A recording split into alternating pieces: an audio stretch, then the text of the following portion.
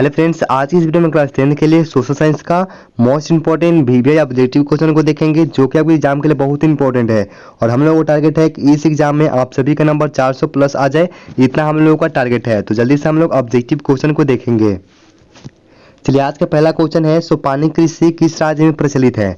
सोपानी कृषि है वो किस राज्य में प्रचलित है। हम लोग ऑब्जेक्टिव क्वेश्चन का सीधा आंसर देखते हुए चलेंगे। अगर आप लोगों को आंसर पता हो तो आप कमेंट बॉक्स में जाकर के आंसर को कमेंट कर दें।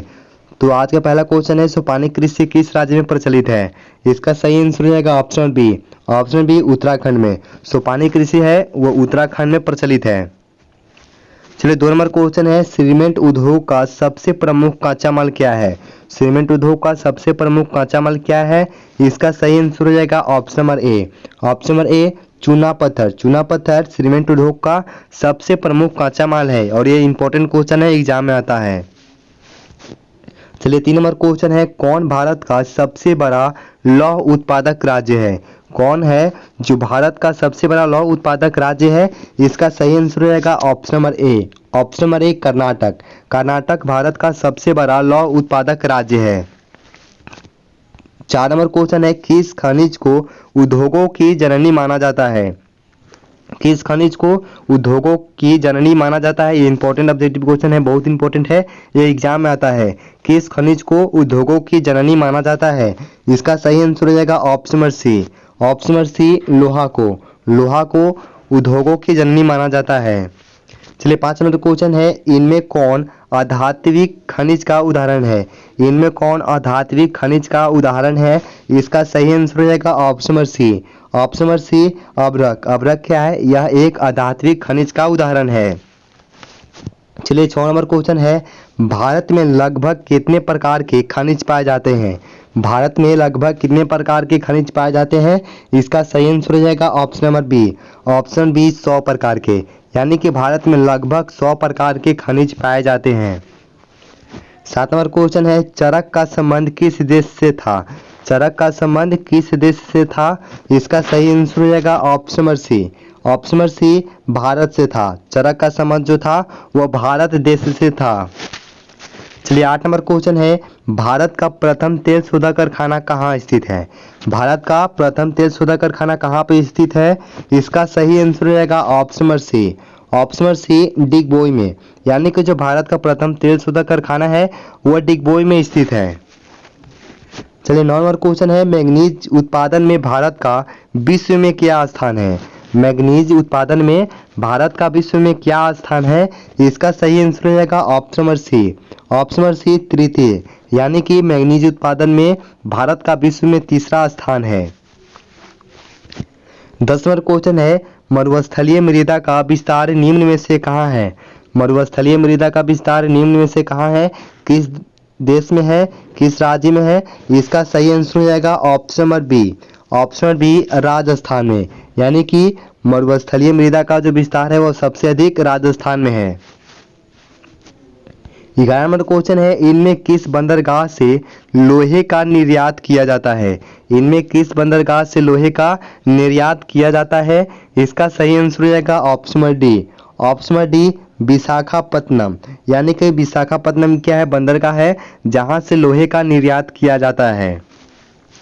चलिए, 12 नंबर क्वेश्चन है, काली मृदा का दूसरा नाम क्या है। यह बहुत इंपॉर्टेंट क्वेश्चन है और ये एग्जाम में आता है, बहुत इंपॉर्टेंट है। काली मृदा का दूसरा नाम क्या है। इसका सही आंसर हो जाएगा option number B. Option number B, regur. ठीक है, काली मृदा का दूसरा नाम रेगुर है। 13 नंबर क्वेश्चन है, प्राकृतिक संसाधनों के संरक्षण हेतु 1968 ईस्वी में कौन सा कन्वर्सेशन हुआ था। प्राकृतिक संसाधनों के संरक्षण हेतु 1968 ईस्वी में कौन सा कन्वर्सेशन हुआ था। इसका सही आंसर हो जाएगा ऑप्शन बी। ऑप्शन बी, बैटलेट्स कन्वेंशन हुआ था, यानी कि प्राकृतिक संसाधनों के संरक्षण हेतु 1968 में बैटलेट्स कन्वेंशन को हुआ था। चलिए, 14 नंबर क्वेश्चन है और बहुत ही इंपॉर्टेंट क्वेश्चन है, प्लास्टर ऑफ पेरिस किससे बनाया जाता है। प्लास्टर ऑफ पेरिस किससे बनाया जाता है। इसका सही आंसर हो जाएगा option B. Option B, gypsum से। प्लास्टर ऑफ पेरिस को जिप्सम से बनाया जाता है। 15 नंबर क्वेश्चन है, निम्नलिखित में किस खनिज का सबसे बड़ा उत्पादक राज्य उड़ीसा है? यानी कि जो उड़ीसा है वो किस खनिज का सबसे बड़ा है उत्पादक राज्य है? इसका सही आंसर हो जाएगा option number D, option number D manganese का। यानी कि जो उड़ीसा है राज्य है वो मैग्नीज का सबसे बड़ा उत्पादक राज्य है। 16 नंबर क्वेश्चन है, भारत में तांबा का कुल भंडार कितना है? भारत में तांबा का कुल भंडार कितना है? इसका सही आंसर हो जाएगा option B, option B 125 crore ton. यानी कि जो भारत में तांबा का कुल भंडार है वह 125 करोड़ टन लगभग है। 17 नंबर क्वेश्चन है, एल्युमिनियम बनाने के लिए किस खनिज की आवश्यकता पड़ती है? एल्युमिनियम बनाने के लिए किस खनिज की आवश्यकता पड़ती है? इसका सही आंसर हो जाएगा option number D, option B, option number D bauxite की। यानी कि एल्युमिनियम बनाने के लिए बॉक्साइट की आवश्यकता पड़ती है। चलिए 18 नंबर क्वेश्चन है, इनमें से कौन लौह युक्त खनिज का उदाहरण है? इनमें से कौन है जो लौह युक्त खनिज का उदाहरण है? ऑप्शन नंबर ए है मैग्नीज, ऑप्शन नंबर बी है अभ्रक, ऑप्शन नंबर सी है बॉक्साइट और ऑप्शन नंबर डी है चूना पत्थर। इनमें से कौन है जो लौह युक्त खनिज का उदाहरण है? इसका सही आंसर हो जाएगा option number A, option number A manganese. Manganese जो है वो लौह युक्त खनिज का उदाहरण है और option number B C D ये लौह युक्त खनिज के उदाहरण नहीं है। चलिए 19 नंबर क्वेश्चन है, मेढक के प्रजनन को नष्ट करने वाला रसायन कौन सा है? मेढक के प्रजनन को नष्ट करने वाला रसायन कौन सा है? ये इंपॉर्टेंट क्वेश्चन है और एग्जाम में आता है। इसका सही आंसर हो जाएगा option number C, option number C एड्रीन। एड्रीन जो है वह मेढक के प्रजनन को नष्ट करने वाला रसायन है।